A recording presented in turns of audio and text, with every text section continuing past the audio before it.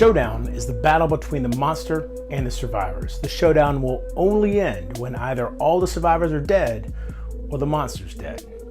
Throughout this tutorial, you'll hear me refer to survivors taking damage. It's important to realize that survivors are considered to have taken damage whether or not they have enough armor to mitigate that damage. During the showdown, the players should keep the Showdown story event page open for reference. This page contains information regarding the monster's attributes and the monster's instinct, as well as a showdown board. Place the showdown board in the center of the play area, and somewhere near the showdown board, place the monster control panel, and each player takes a gear grid and a survivor record sheet. Next, the players need to create the monster they're going to fight. To create a monster, the player will need the AI deck, any special AI cards for the monster that's being created. You'll notice for the level 1 White Lion, there are no special AI cards, but for level 2, they'll be Cunning, and for level 3, Cunning, Merciless, and Indomitable. The monster hit location deck, the basic resource deck, the monster resource deck, and the basic action card, which is also a reference card that matches the monster reference on the story event. A monster's AI deck is assembled from its pool of unique AI cards. AI deck construction is different for each monster, and it's also different for each different monster level. The first thing the player should do when building an AI deck is set aside the monster's special AI cards needed. As we said before, the level 1 White Lion has no special AI cards that are needed, so we're going to build a level 2 White Lion for this example. The reference card states that Cunning is needed for the special AI card, so players find Cunning and then place it on the monster control board in one of these trait, mood, persistent injury spots. Players can tell that this is a special AI card because of the S in the top right corner. Next, take the rest of the AI cards and separate them into different piles for basic, advanced, and legendary. Once the player has set out any necessary special AI cards, any remaining special AI cards will be returned to the box. Once the player has created each of these 3 stacks, shuffle the stacks individually and then place them face down, keeping in mind which stack is which. The monster attribute section, or in this case, the monster reference card, will indicate the number of basic, advanced, and legendary cards to be included. In this case, for a level 2 White Lion, 10 basic AI cards and 5 advanced AI cards. The player then draws the indicated number of AI cards, so 10 basic and 5 advanced, and no legendary, and then shuffles all of those cards together, forming a single AI deck. The player should be careful not to look at any of the cards that end up in this deck, and don't look at any of the cards that are left over. This is now the AI deck, which will control all the monster's actions throughout the showdown. Place the AI deck face down on the monster control panel on the designated location. A monster's showdown story event may list other special cards or further modifiers that start in play. These are not added to the AI deck, just as Cunning was also not added to the AI deck. Place these instead face up on the monster control panel, just as Cunning was placed. An example of this could be Indomitable, which is not specific to the White Lion. You can see here it is a generic monster card, but it is also a special AI card, and it would start on the monster control panel. Another example would be with the level 3 White Lion, plus 2 accuracy and plus 1 luck.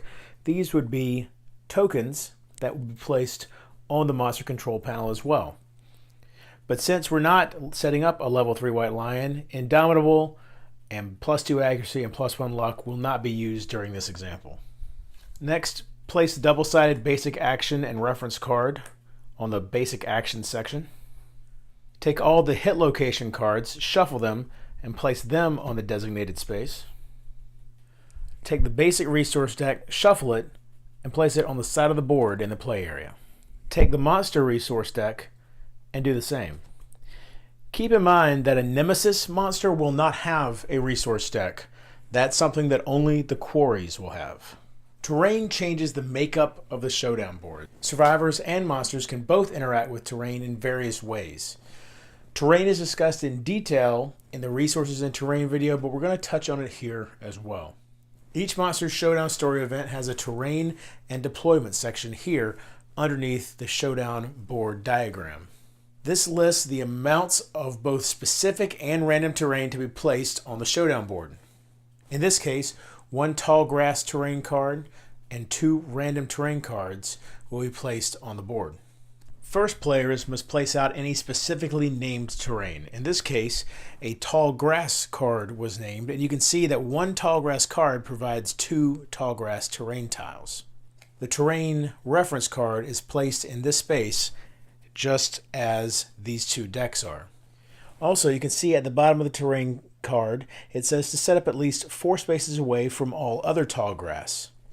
So players can choose anywhere to place the first tall grass terrain tile, but then after that, the next one will have to be at least 4 spaces away from this tile. So a legal placing of the terrain tile could be 1, 2, 3, 4 right here, but it also could be down here.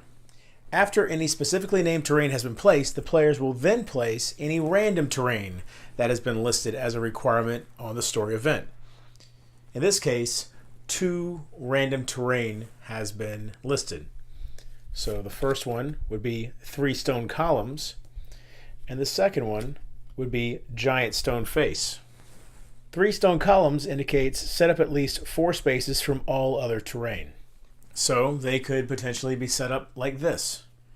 The giant stone face says set up at least 5 spaces away from all board edges.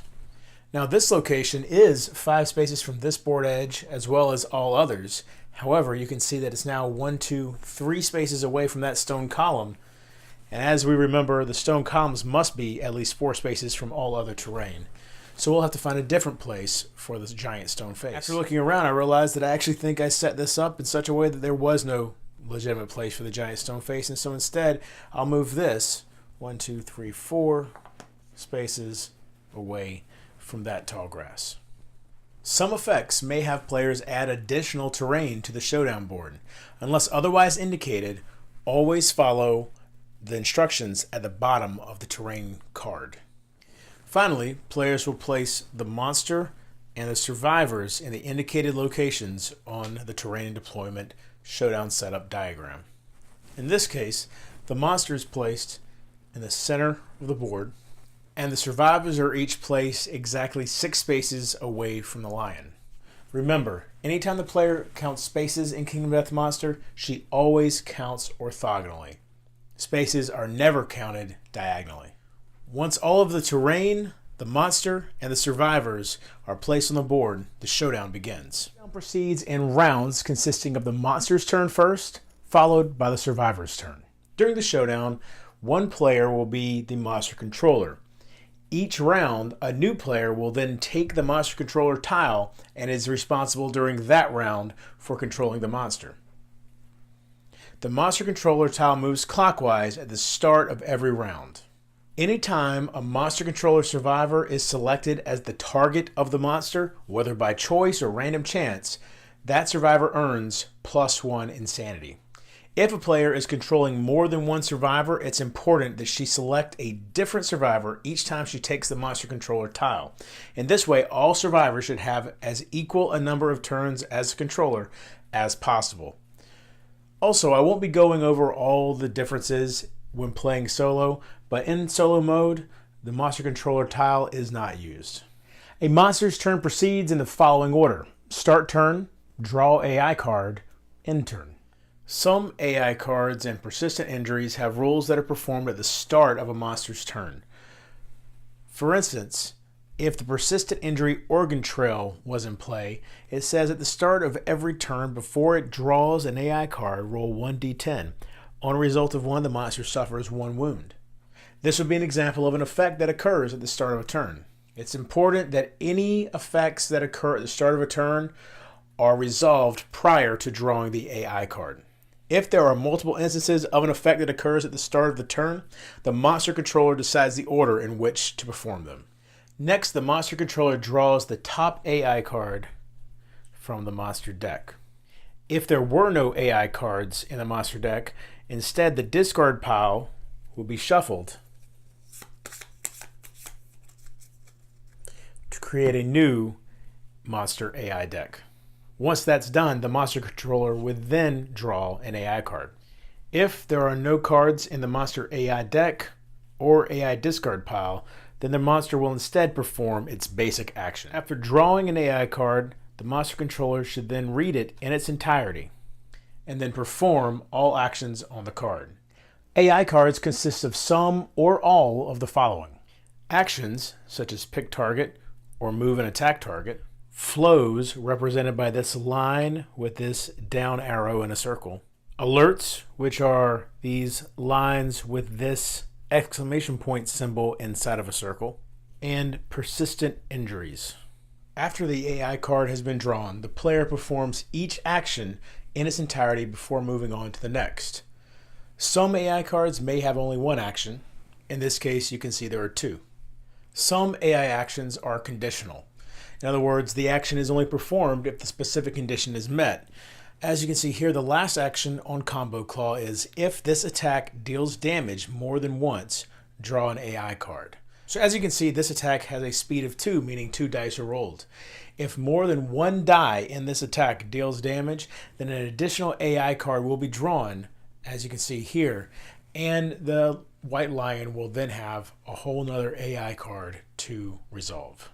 Combo Claw is an example of an AI card which has 3 actions and 1 persistent injury and 2 flows. Pick target, move and attack, and this conditional action are the 3 actions. The persistent injury is listed at the bottom, and the 2 flows are located in between the actions. Once all actions on the AI card are resolved, discard the AI card by placing it face up on the monster control panel in the AI discard slot. So let's go back and take a closer look at exactly how these AI cards work. After drawing Combo Claw, the monster controller performs the first action on the card, Pick Target. A pick target list is made up of a series of conditions. You can see in this case there's 3 conditions: closest threat facing in range, closest threat in field of view, and no target sniff. Each condition may include several terms that create a single condition. Players always start with the first condition, in this case closest threat facing in range. The monster controller will check to see if this condition has been met. So first, closest threat would be any of these survivors because they're all 6 spaces away. Facing refers to any survivor that is in front of the monster. So now these 2 survivors are now the only 2 that could be potential targets. And the next term is in range. So both of these survivors are in range. Let's change it up a bit and say the survivors look like this instead. Now this survivor is the closest for sure, only 1-2 spaces away from the monster. However, the monster is not facing that survivor, which is also a term and part of this condition. So now it is again only these 2 survivors that qualify. And out of these 2 survivors, this survivor is the closest, being 1, 2, 3, 4 spaces away from the monster. Let's change it up again. This time you can see the monster is not facing any of the survivors. So now it doesn't matter who's closest because the entire condition is not true. When this happens, the player moves to the next condition, in this case, closest threat in field of view. Field of view is anywhere not in the monster's blind spot. In the case of the White Lion, these 2 spaces directly behind the White Lion are its blind spot, and it can see everywhere else on the board as long as it's not obstructed by an obstacle. So the closest threat in field of view would be this survivor, and she would become the target. So to recap, the player starts with the first condition and sees if that condition is met. If it's not, the player moves on to the next condition and sees if it has been met. The player continues this way until a condition is met, at which point she stops. In some cases, the target will be determined by an area or zone, such as adjacent survivors, or all survivors in a zone, indicated by a diagram like this one. In the case of a diagram, keep in mind that the dark gray box in the center with the triangle arrow is the monster position and facing. In some cases, multiple targets may meet the conditions. An AI card will clearly state if more than one survivor can be targeted. If a targeting tie must be broken, the monster controller makes the final decision. It's incredibly important to remember that once a target is chosen for an AI card, it cannot be changed. Also, certain AI cards may have collateral damage that affects survivors other than the actual target of that AI card. In these cases, those survivors are not actually considered targets for the purposes of in-game effects. Anytime a flow is reached on an AI card, survivors have a window of time where they may spend survival and perform survival actions before advancing to the next monster action. If survivors do choose to spend survival actions during a flow, those survival actions must be completely resolved prior to moving on to the next monster action. We'll discuss survival in detail a little later in this video. After the pick target action, move and attack target is the next action on the Combo Claw AI card. So in this example, the pick target would have been closest threat in field of view.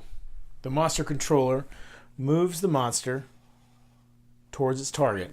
A monster may move up to its full movement, in this case 7 movement, to get to its target. However, once it reaches its target, it will stop in an adjacent space. So in this case, the monster of course only needed to move 1 space. The monster will also always end its movement facing its target. Once the monster has moved to an adjacent space next to its target, it will perform its attack. Once the attack, including all damage, has been completely resolved, advance to the next section on Combo Claw after passing through this flow. As we mentioned before, the third action is a conditional action, which says if this attack deals damage more than once, draw an AI card. It's important to keep in mind that anytime an AI card indicates the player should draw an additional AI card, the current AI card must be completely resolved before the new one is drawn. Now let's take a closer look at the persistent injury on the Combo Claw AI card. A persistent injury is a type of conditional action. If the conditions of a persistent injury are met, it replaces all the normal rules of the AI card it is on. In other words, if a persistent injury is performed, ignore all other actions on the card. A persistent injury action is only performed when the monster controller draws an AI card with a persistent injury action that matches a persistent injury currently in play. So, if the strange hand had been previously critically wounded, causing the persistent injury lost hand, then this conditional action would trigger, replacing everything else on Combo Claw. So instead of all of this, when this AI card was drawn, instead the white lion stares sadly at its bloody stump. Any adjacent survivors gain +1 understanding once per lifetime. Moods and traits have persistent effects over multiple rounds. These cards may change a monster's behavior or actions. Most of the time, traits will start the game already in play. However, often moods will be drawn from the AI deck, and when they're drawn, they also will be placed on a trait mood persistent injury slot. The players apply any persistent rules on these cards as long as the card remains in play, and they perform any conditional actions as their conditions are met. So for instance, with Enraged, when this card initially comes into play, the players will draw an additional AI card. It also says, while Enraged is in play, White Lion gains +1 damage token per monster level. So in this case, with a level 2 White Lion, +2 damage tokens. And then finally, when a survivor suffers any dismembered severe injury or is killed, discard Enraged. So once one of those conditions is met, either dismembered severe injury or killed, Enraged is discarded back into the AI discard pile, and the 2 +1 damage tokens are placed back in the box. Let's discuss some terms that players are likely to find in the pick target section of the AI cards. Facing refers to all spaces on the board in front of the monster. So the monster is facing this survivor and this survivor, but is not facing this survivor or this survivor. A survivor in the monster's field of view is any survivor not in the monster's blind spot or behind an obstacle. So in this case, this survivor and this survivor are both in the monster's field of view, while this survivor is not because he's behind this obstacle, and this survivor is not because he's in the monster's blind spot. Keep in mind, there is no range on field of view, so if this survivor were to step out to here, he would now be in the monster's field of view. A survivor is in range of a monster if the number of spaces between them is less than or equal to the monster's current movement, including any modifiers. So in this case, the only survivor out of range is this survivor if this is a level 2 white lion. Level 2 white lions have 7 movement, and this survivor is 1, 2, 3, 4, 5, 6, 7, 8 spaces away from that white lion. If the phrase in range is followed by a number, then that number replaces the monster's movement for the purposes of determining if the target is in range. Oftentimes, random survivor might be listed on an AI card or elsewhere in the game. If that's the case, the monster controller should randomly pick a survivor. Any random method will work. My preferred method is to assign a series of numbers to each survivor. So in this case, 1, 2, 3, 4, 5, 6, 7, 8, and then roll a d10. Got a 1, so this survivor is the randomly selected survivor. A threat is any survivor that is not knocked down. So in this case, the only survivor the lion considers not a threat is this one. Survivors may also use certain gear or terrain, such as the tall grass, to prevent themselves from being considered a threat. Keep in mind that oftentimes, as is the case with the tall grass, in order for a survivor to not be considered a threat, she must spend an activation to use that ability of that gear or terrain. Also, keep in mind that just because a survivor is not a threat does not mean the monster is not going to target that survivor. While Combo Claw does list closest threat in its conditions, Vicious Claw just says random survivor, so even a non-threat survivor could be chosen in that case. Closest refers to the fewest number of spaces between the monster and the survivor. And remember, diagonal does not count, so in this case, this survivor is 1 space away, while this survivor is 2 spaces away, so this survivor is clearly the closest. Last to wound means the survivor that most recently wounded the monster. Non-deaf survivor means any survivor not suffering from a deaf head injury. And most and least both can refer to the number 0 unless otherwise stated. If a survivor gains the priority target token, that survivor has gained the monster's attention. Only one survivor may have this token at a time, and a survivor will gain it when instructed, even if another already has it. So if for some reason this survivor needed to gain the priority target token, then fortunately for this survivor, he would lose it and he would gain it. If a survivor has the priority target token when the monster performs a pick target action on an AI card or a special AI card, ignore all other targeting instructions and instead target the priority target. It could mean that even if the lion is supposed to attack the closest survivor, meaning her right here, the lion will come after him back here instead. Once a survivor with the priority target token has been picked as the target, that survivor will discard the priority target token. The priority target token does not affect AI cards that have multiple targets. It also only affects picking a target specifically within the pick target action. And so likewise, on a hit location, anything that happens there is not affected by the priority target token. Move and attack target actions are the most common way a monster will attack survivors. Unless otherwise stated, move and attack target is an instruction to move the monster toward its target up to its current movement or until adjacent. Then, turn to face the target if not already facing. And finally, attack the target using the action's attack profile. This means if the monster is already adjacent to its target, it will turn to face its target without moving. There are similar attack actions such as materialize an attack target or move and intimidate target. They operate similarly to what we've already discussed, except with the new behaviors rules added in. One example of this is the Phoenix AI card Wing Punch. In this case, the Phoenix will not move and instead will materialize facing the target and adjacent to its target, and then will attack. Similarly, with the Butcher's Gaze of Truth, the butcher will move full toward the target in the exact same way he would for move and attack target, but instead of attacking at the end of the move, he will instead intimidate the target. Some attack profiles will only be preceded by an instruction to attack the target. In these cases, the monster does not move. Actions will dictate when to move the monster, and most commonly this is with the move and attack target action. When an action instructs the monster to move toward a target, the monster controller must pick the shortest route to that target. If there are multiple routes that have the equal amounts of spaces to cover, the monster controller can choose which one the monster will travel.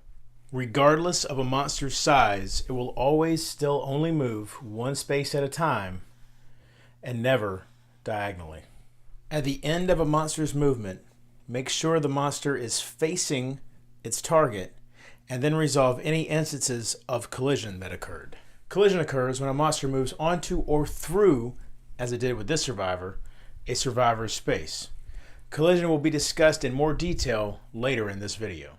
Certain monster attacks have reach or range. In these instances, the monster should move only the minimum number of spaces necessary to attack its target.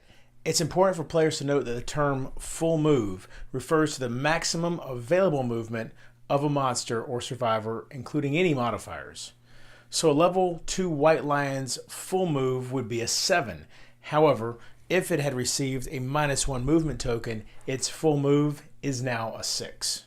Some actions and rules will specify a direction for the monster to move. Forward is always the direction the monster is currently facing. Back, as you might expect, is the direction opposite the monster's facing.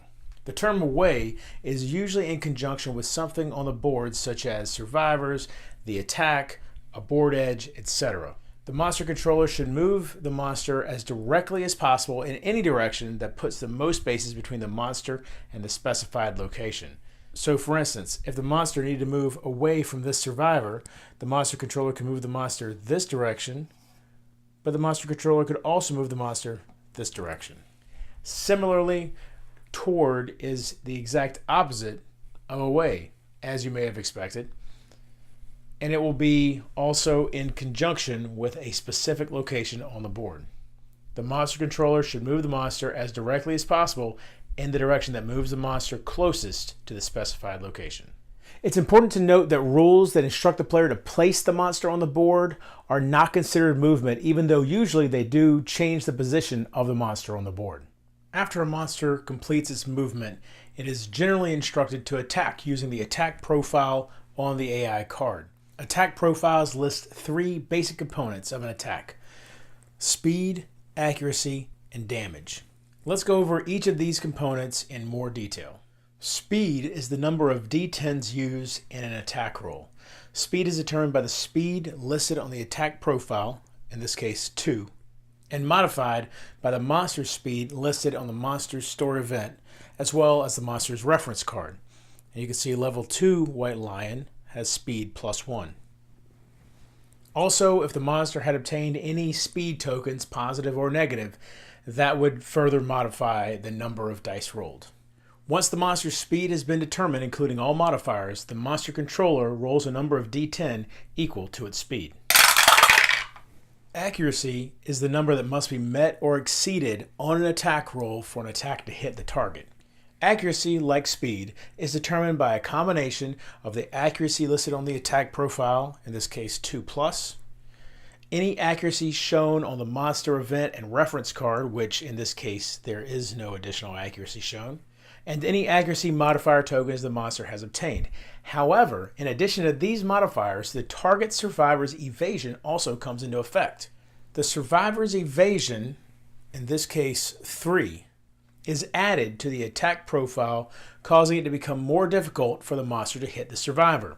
So in this case, the monster has an accuracy of 2+, the survivor has 3 evasion, which means instead of on 2 or greater, the monster now hits on 5 or greater, which makes this 4 a miss now, whereas normally it would have been a hit. This 8 and this 10 are still hits though. Finally, let's talk about damage. The target of an attack suffers the indicated amount of damage listed per hit. This number is modified by the monster's damage attribute and any damage modifier tokens. So here we have 1 damage per hit.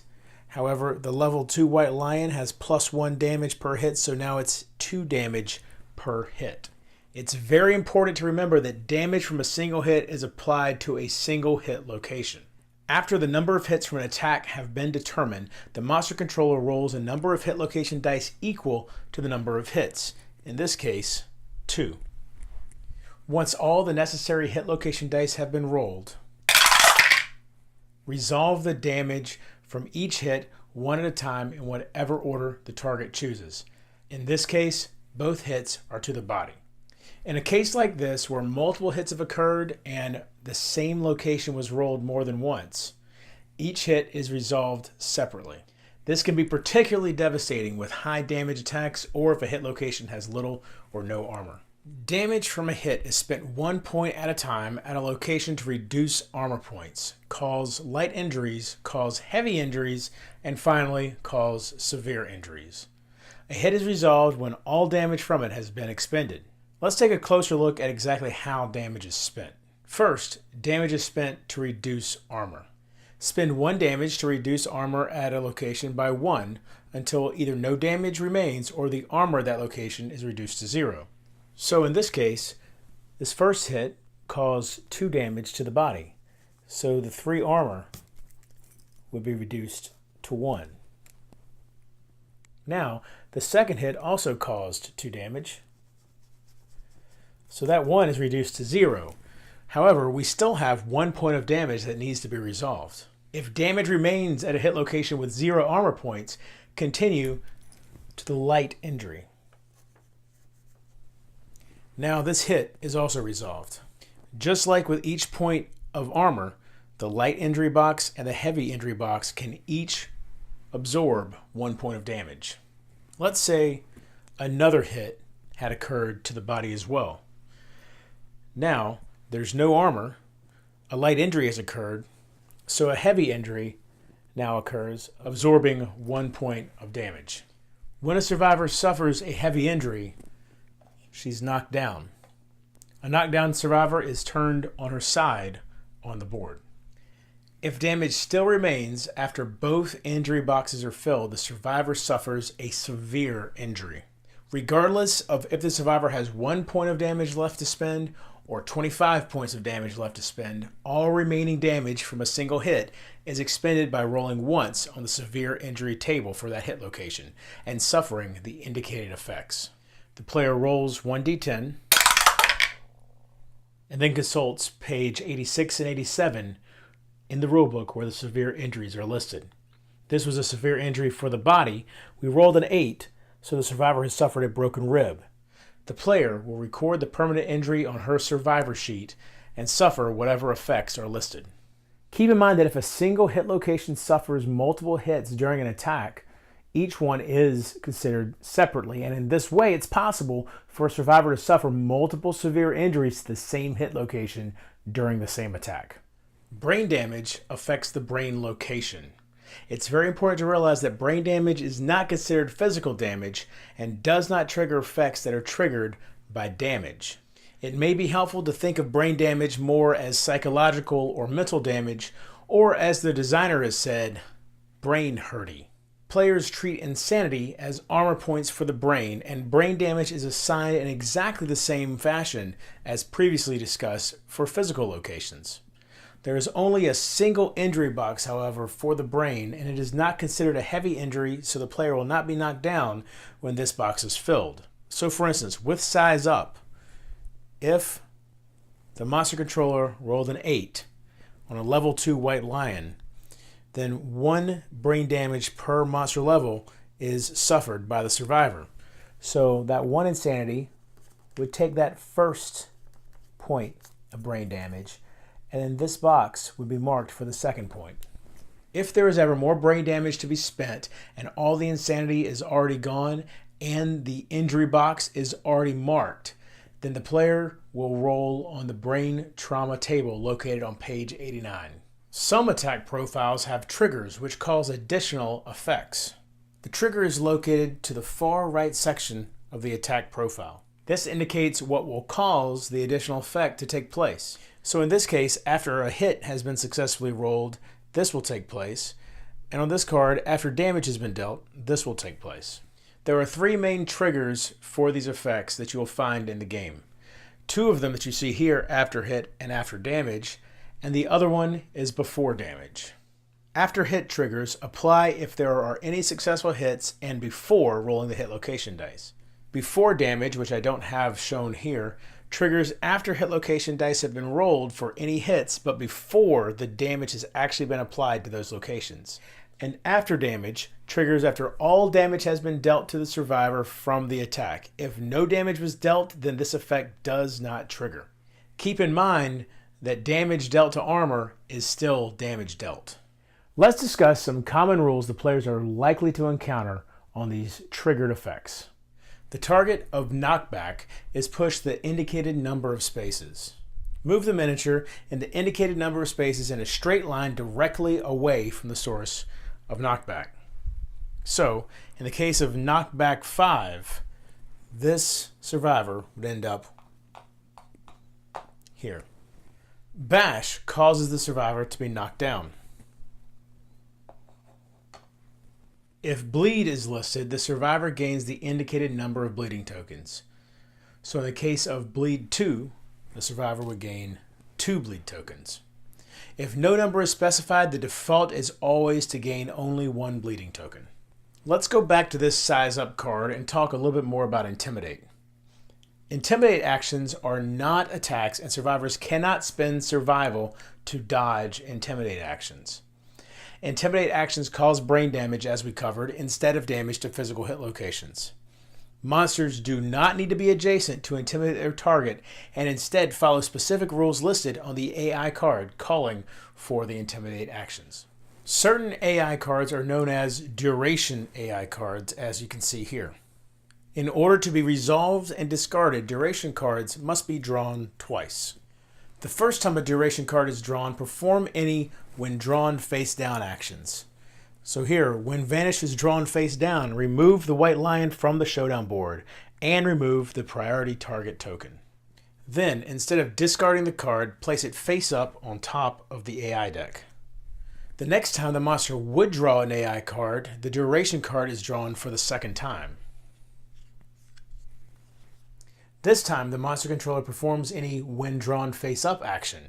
In this case, when Vanish is drawn face up, target a random survivor and place the white line adjacent to them. Target is doomed. Then attack the target. You can see also that Vanish has an active ability while it's face up on top of the AI deck. After the when drawn face up section is resolved, discard the card as normal. While a duration AI card is face up on the AI deck, any effect that would manipulate the AI deck is ignored other than wounding. If the monster is wounded while the duration card is on top of the deck, the duration card is the AI card that gets put in the wound stack. Sometimes a survivor may gain a status card during combat. When this happens, place the status card near the survivor's gear grid in a place easily referenced by that player. The effects of that status card apply only to that player, and sometimes will have conditions that need to be tracked or monitored throughout the combat. Sometimes they may also provide the player with special abilities. Sometimes a monster story event has a survivor status card in its setup, such as the Kingsman with Battle Tempo has these 4 Battle Tempo cards. In this case, each survivor gains the card at the start of the showdown. Some AI cards may cause damage without choosing a target or without explicitly attacking. For example, Grasp. After damage, the white lion isolates his prey. Full move the white lion away from all threats. Target suffers grab. It then goes on to explain that grab means to place the target knocked down in front of the monster, and target suffers 1 damage per monster level. Any damage dealt outside of an attack profile, such as this 1 damage dealt from grab, is resolved as normal, but is not modified by the monster's attributes or tokens. If no hit location is specified, then the player would roll a hit location die. It's also important to realize that damage dealt outside of an attack profile cannot be dodged, since it does not result from a hit. When a monster performs heal, they return the indicated number of wounds from the wound stack to the AI deck. For instance here, the white lion heals 1. Without looking at them, take the indicated number of wounds from the top of the wound stack and place them at the bottom of the AI deck. It's important to remember that the healed AI card goes on the bottom of the deck. It does not go on top, and the player does not shuffle the AI deck. Survivors, monsters, and impassable terrain tiles can collide with each other. When a survivor suffers collision, that survivor is knocked down. Collision occurs in the following cases. A monster moves through or ends its movement on a space occupied by a survivor. Another survivor suffers knockback, resulting in it moving onto or through a space occupied by another survivor, or a survivor is knocked back into impassable terrain. Let's talk about each of these collision scenarios in a little bit more detail. First, let's discuss monsters colliding with survivors. So if a monster moves through a space with a survivor, at the end of the monster's movement, the survivor suffers collision and is knocked down in her space, meaning that if this monster, for instance, was targeting this survivor and moved through this survivor here, at the end of this monster's movement, this survivor suffers collision and is knocked down. Now, alternatively, if the monster ends its movement on the same space as the survivor, so again, the monster's targeting this survivor, and so when he ends his movement, it's on the same space as this survivor. This survivor suffers collision just as before, but now also suffers knockback 5 directly away from the monster.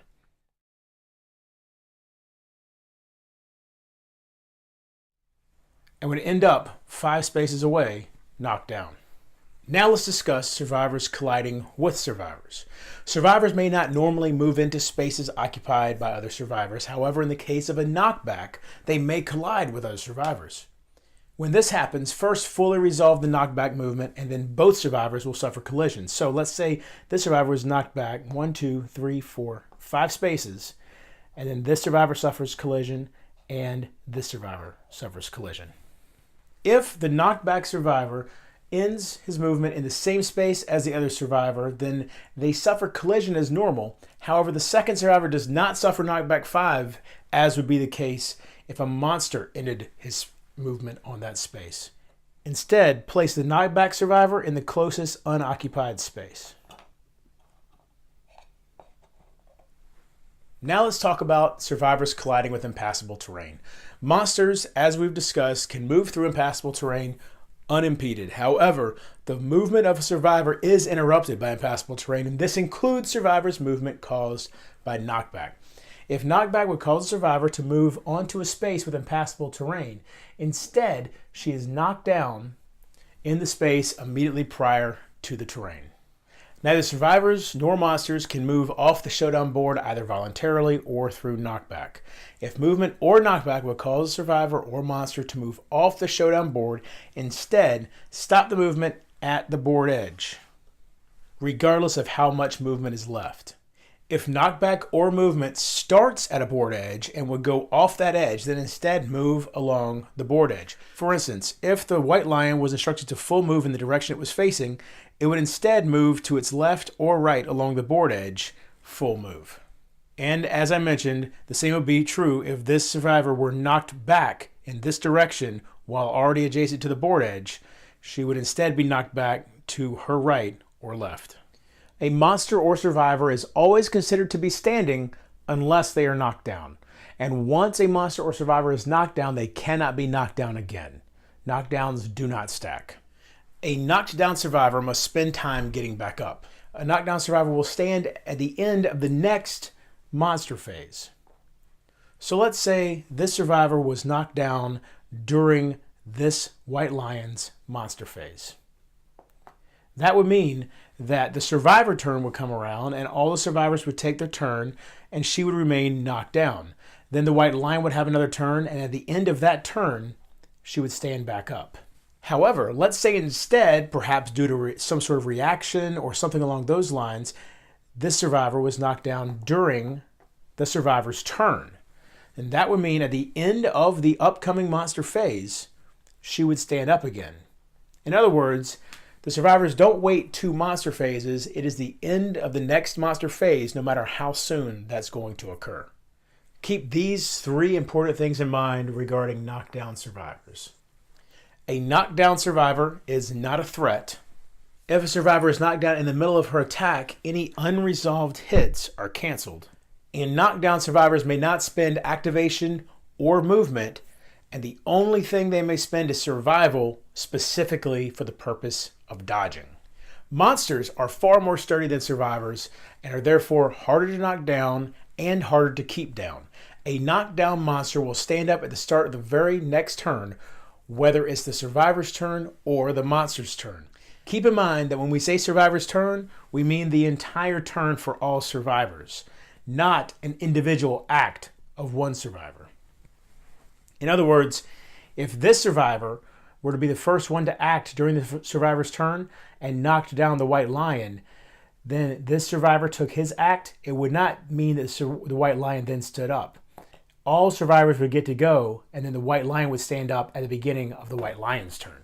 A knockdown monster is much easier to hit, however.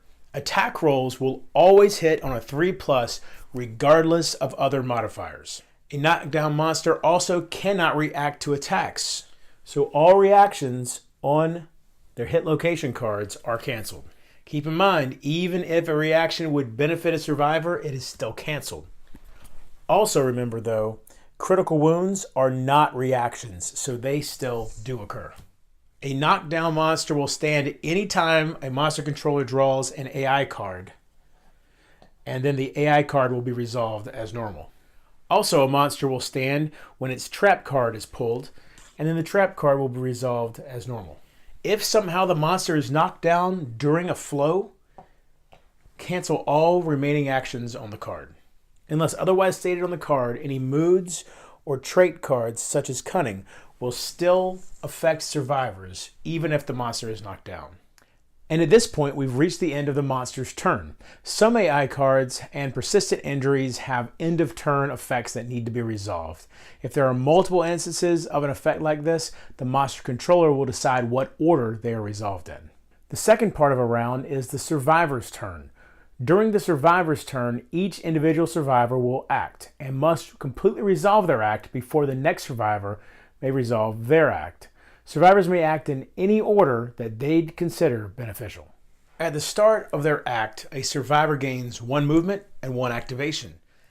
During their turn, survivors may spend movement and activation in any order, but must complete one before starting the other. For instance, this survivor could move and then attack, or attack and then move. At the end of a survivor's act, any unspent movement or activation will be lost. Survivors can spend movement to move up to the indicated number of spaces of their movement stat. Survivors move 1 space at a time to any orthogonally adjacent space. Keep in mind though, survivors may not move through spaces containing monsters, other survivors, or impassable terrain. Survivors may spend activation to interact with terrain, gear, and other special rules such as fighting arts or other abilities.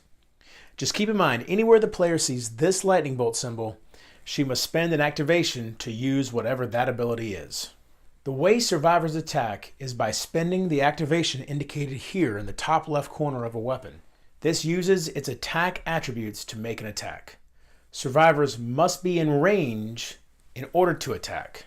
This founding stone may be used generally as a melee weapon, or this special ability down here can use it as a one-time ranged weapon. To attack with a melee weapon, a survivor must be in a space adjacent to the monster unless that weapon has reach. So this survivor, if she was attacking with the bone axe, would need to be adjacent just as she is to the monster. This survivor, if he's using the king spear, needs to be no more than 2 spaces away just as he is, because the king spear has reach 2. A ranged weapon like a bow or a dart allows the survivor to attack from a distance.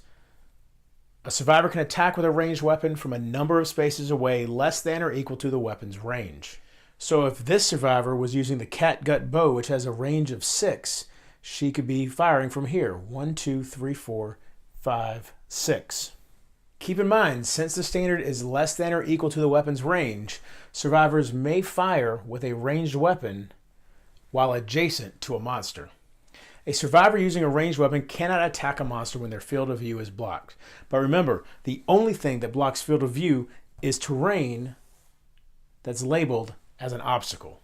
And just to be clear, survivors do not block another survivor's field of view. Now let's discuss the steps taken when a survivor attacks. Attack rolls represent how quickly the survivor strikes. Each die is considered one attack roll. Roll a number of d10s equal to the attack speed, as we mentioned before, and the speed is the first number in these three numbers found on every weapon. Keep in mind, the player would also add in any modifiers the survivor had. For each attack roll result, the player adds any accuracy modifiers for the survivor.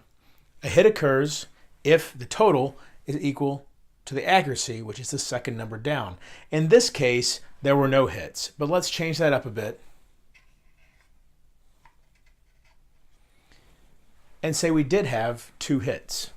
Remember that if the monster has any evasion, this will effectively cause the weapon's accuracy to be a higher number and therefore harder to hit. Any attack roll that does not hit is a miss. So to summarize, the attack roll result plus the survivor accuracy modifier must be equal to or greater than the weapon's accuracy plus the monster's evasion. The monster controller draws 1 monster hit location for each hit and places them face up in front of the attacking player. It's very important that all hit location cards are drawn before continuing. Read all of the drawn hit location cards, and if a trap was drawn, end the attack immediately and resolve the trap. If no trap was drawn, then resolve the hit locations. The hit locations are resolved by following a number of steps for wounding the monster. First, if there are multiple hit location cards, as there are here, the player making the attack must select which one to resolve first.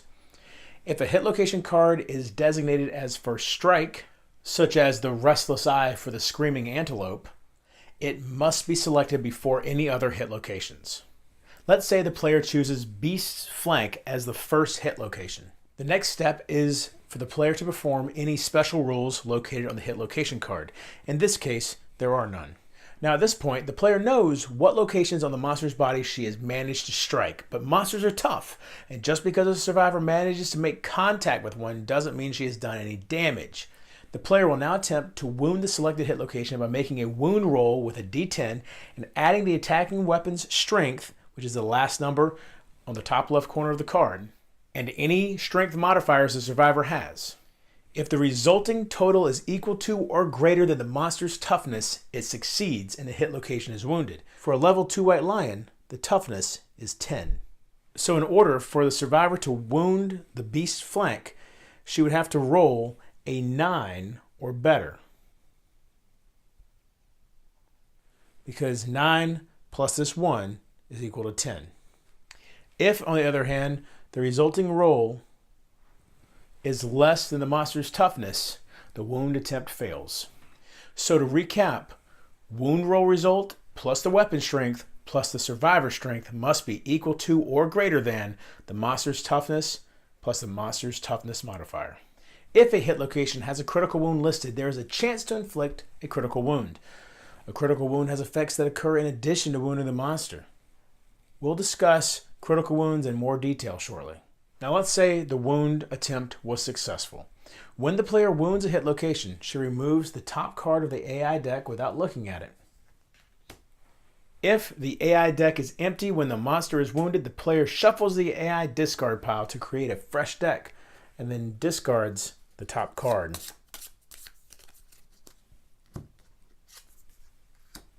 The player always places the removed card in the wound stack. Cards located in the wound stack represent the number of wounds a monster has suffered.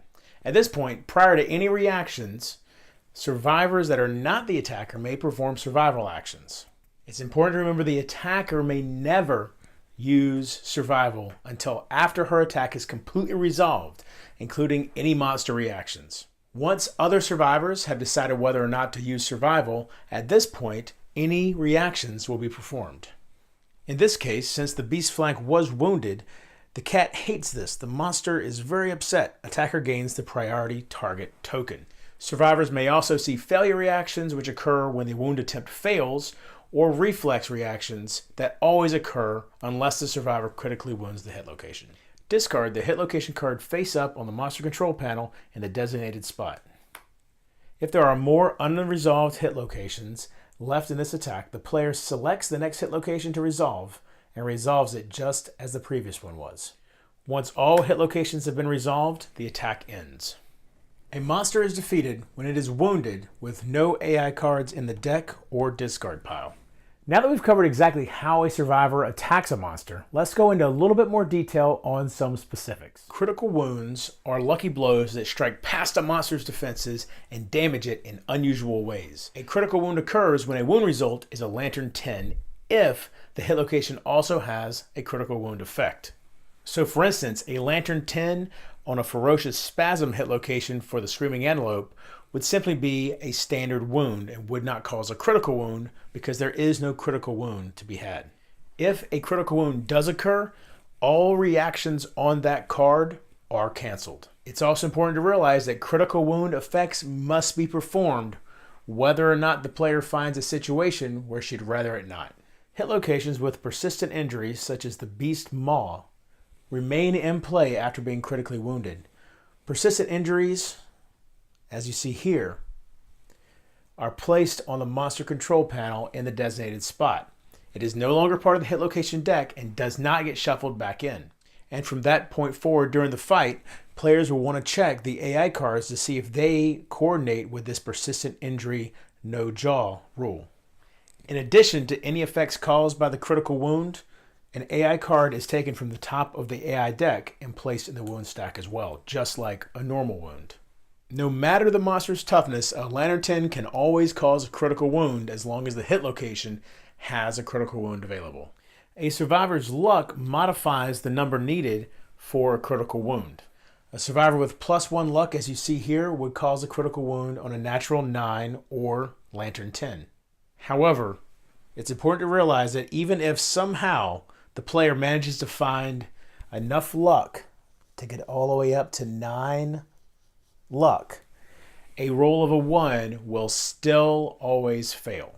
Positive monster luck works in the opposite way positive survivor luck does. If a monster had +1 luck, as you see here, and the survivor had no luck to offset it, then it would now be impossible to critically wound that monster. Now, that being said, a Lantern 10 will still always cause at least a regular wound, regardless of modifiers. The one exception to this is, of course, an Impervious hit location, which cannot be wounded. If a survivor has a sharp weapon, such as Muramasa, you can see down here, it's sharp, they are instructed to add plus D10 strength to their wound attempt roll.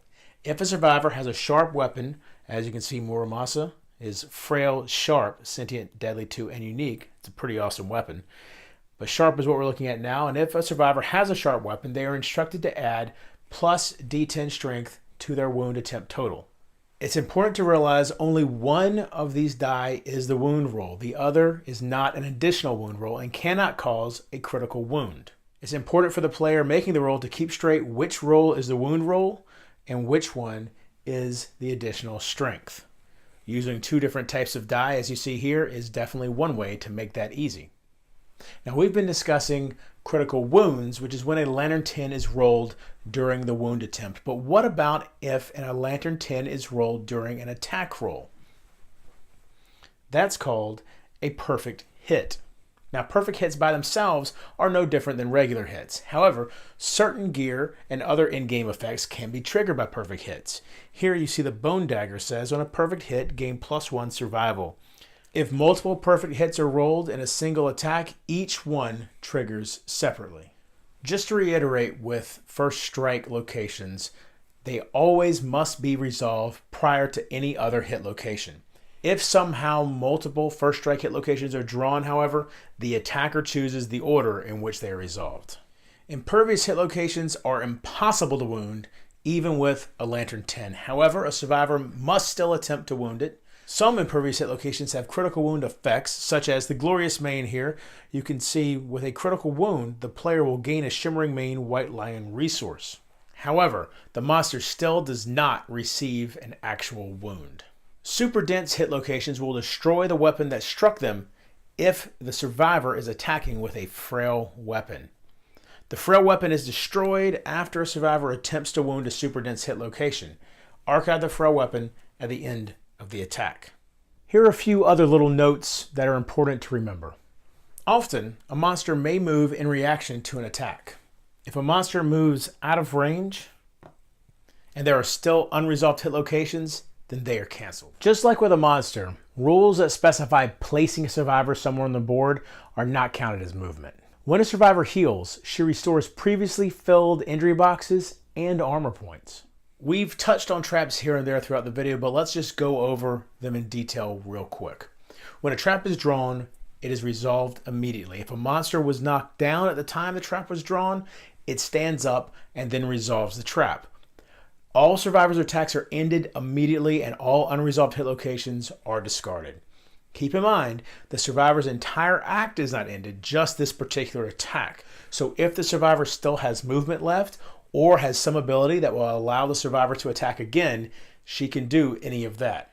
Once a trap is resolved, discard it and then shuffle the entire hit location deck again. Certain traps and other cards will cause certain survivors to become doomed. When a survivor is doomed, this means they cannot spend any actions and they cannot spend any survival until that card is completely resolved. Survival represents a survivor's desperate desire to cling to life. During a showdown, there are many different times when it may be possible to spend survival. However, the most common time is to activate survival actions. There are only certain times during the showdown, however, when survival actions are possible. There are 5 different survival actions: dodge, encourage, surge, dash, and endure. Each of these may be performed once per survivor per round. Also, and I've said this several times during this video, it's very important to remember attacking survivors cannot perform survival actions. At the beginning of the campaign, survivors only know how to dodge, while the other 4 survival actions may be learned through certain innovations. There are moments during the frantic chaos of combat that survivors may exploit to their benefit. These are called survival opportunities. Survival opportunities are the only time a survivor may dash or surge during the game. Also, survival opportunities occur at the following times: between actions during the survivor's turn, during the flows of monster AI cards, at specific points during survivor attacks, and when a monster is knocked down. We'll discuss these survival opportunities in more detail in a moment. First, let's discuss the 5 survival actions in detail. When a survivor is hit by a monster, she may spend 1 survival to dodge, canceling 1 hit. After hit locations are rolled, but before any severe injury rolls, the survivor can dodge a hit of her choice, causing it to become a failed attack, causing no damage. Any remaining undodged hits still resolve as normal. Dodge is also the only survival action that knocked down survivors may perform. A standing survivor may spend 1 survival to encourage, calling out to another survivor, allowing him to stand if he's knocked down. Survivors may be encouraged at any time, but deaf survivors may not be encouraged. When a survival opportunity occurs, a survivor may spend 1 survival to dash. When a survivor dashes, she gains +1 movement, which must be spent immediately and allows the survivor to move up to her full movement. When a survival opportunity occurs, a survivor may also spend 1 survival to surge. This causes a survivor to gain 1 activation, which must be spent immediately. Resolve all results of the surge, including monster reactions, before resuming the turn.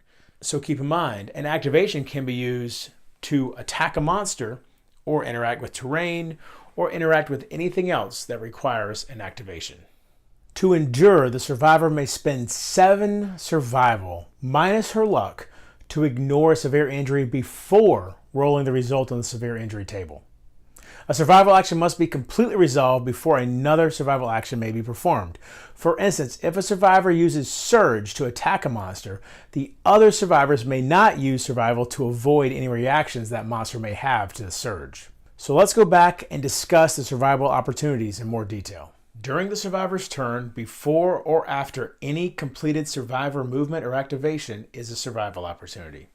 So for instance, if this survivor used his regular movement to move in next to the white lion, after that movement was complete, this survivor could then surge and attack the white lion. Once this survivor's surge was completed, this survivor's act would resume.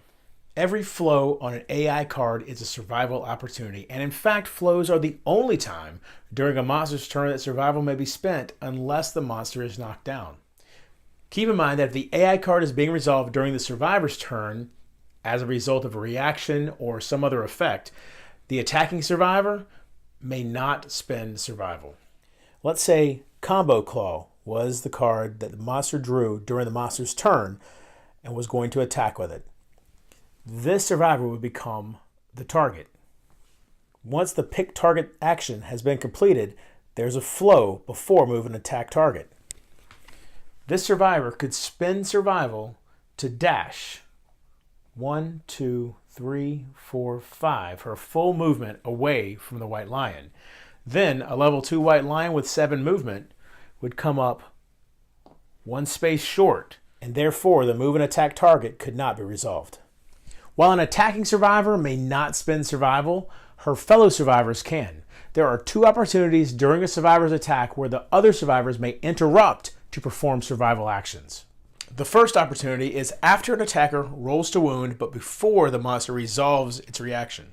If a hit location has no reaction, then there is no survival opportunity. The second opportunity is after a critical wound effect is applied, but before the card is discarded into the discard pile. Once the survival action is fully resolved, the interrupted attack resumes. And finally, during the monster turn, when a monster is knocked down, there's an opportunity for all survivors to activate survival actions. Once the survivor's turn is complete, the round ends. Players should make sure that any persistent effects that last only for the round also end at this point. If a survivor dies during the showdown, remove her miniature from the board and return her gear to the settlement storage. Even if all survivors die, their gear is still returned to the settlement storage. If a survivor gains gear during the showdown phase, she may add it to her gear grid immediately. However, if her gear grid is full, then she'll either need to archive one of the items on her gear grid or archive the item she just gained. Keep in mind, the gear grid cannot be rearranged during the showdown phase. Also, the gear that was just gained cannot be added to another survivor's gear grid during the showdown either. When the survivors have either defeated the monster or all of them have died, the showdown is over and the aftermath occurs. Remove all tokens from the survivors, but keep in mind permanent injuries are permanent, and so they do still stick with the survivor. Finally, consult the monster's story event to determine what happens next. If the survivors perished, follow the rules for defeat. And if they prevailed, follow the victory rules. Any rewards gained will be shared by the entire group. After completing the aftermath, the showdown comes to an end, and players will continue to the settlement phase, even if no survivors are returning. And we'll cover the settlement phase in the next video. And that's how you play Kingdom Death Monsters Showdown Phase. In our final video coming up next, we will cover the settlement and hunt phases, and then you'll have everything you need to know how to play Kingdom Death Monster. Now, I know this video is a bit long. I will say that once you start playing, once you get into it, it really is pretty intuitive for the most part. I only have to reference the rule book for fringe cases whenever I'm playing, so don't let the number of how to play videos or the length of them discourage you when you're looking to play this game. I hope you enjoyed this video. If you did, please give it a thumbs up. If you like my channel, please subscribe. You can support the channel over on PodPledge with a link in the description below, or by purchasing t-shirts from geekygoodies.com. Also a link in the description below. Until next time, if you're bored online, bored offline.